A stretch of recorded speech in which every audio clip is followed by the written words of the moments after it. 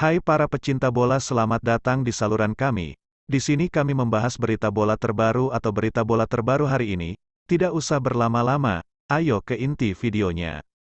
Berhasil membawa timnas Indonesia mengalahkan Arab Saudi. Apa keputusan Pak Erick Thohir tentang nasib Shin Tae-yong sebagai pelatih kepala timnas Indonesia? Apakah nasib Shin Tae-yong aman? Yaps. Sebelumnya Pak Erick Thohir sudah melakukan evaluasi sebelum laga menghadapi Arab Saudi. Bahkan, ada rumor yang mengatakan jika pelatih Shin Tae-yong gagal membawa timnas Indonesia meraih kemenangan menghadapi Arab Saudi, kemungkinan dia bakal dipecat sebagai pelatih kepala timnas Indonesia karena bagaimanapun sebelum mengalahkan Arab Saudi, timnas Indonesia belum pernah meraih kemenangan sekalipun pada pertandingan-pertandingan kualifikasi Piala Dunia 2026 putaran ketiga, di mana timnas Indonesia hanya meraih 3 hasil imbang dan 2 kekalahan.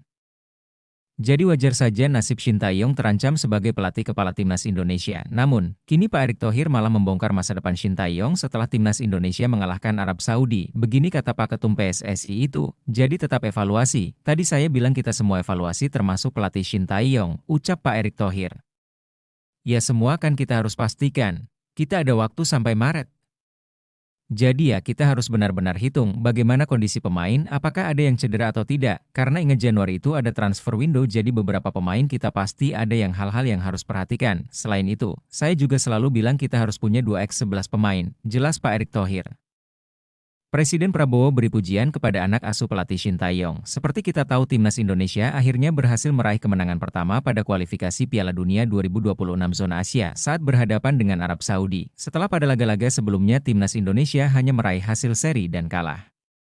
Mereka tak pernah menang sekalipun. Jadi hasil itu tentu mengecewakan Pak Presiden Indonesia. Namun, kini Presiden Prabowo dapat tersenyum lebar setelah timnas Indonesia meraih kemenangan. Pertama, tak hanya itu, timnas Indonesia kini berhasil menempati peringkat ketiga dalam grup C kualifikasi Piala Dunia 2026 zona Asia dengan memperoleh 6 poin. Jadi target timnas Indonesia akan semakin yakin dapat tercapai. Di mana PSSI menargetkan timnas Indonesia menempati peringkat ketiga atau keempat agar bisa lolos ke putaran keempat kualifikasi Piala Dunia 2026. Dan begini kata Presiden Prabowo Subianto, insya Allah saya nggak tahu hitungannya skor gol, tapi satu hal pasti.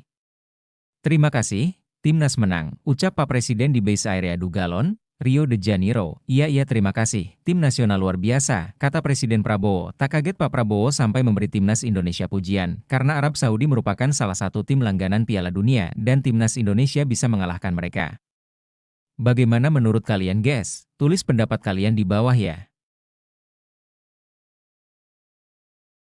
Baiklah, itu saja pembahasan kita kali ini. Bagi kalian yang nggak mau ketinggalan berita bola terbaru dari kami, silahkan klik tombol subscribe dan loncengnya. Dan terima kasih telah menonton, sampai jumpa guys.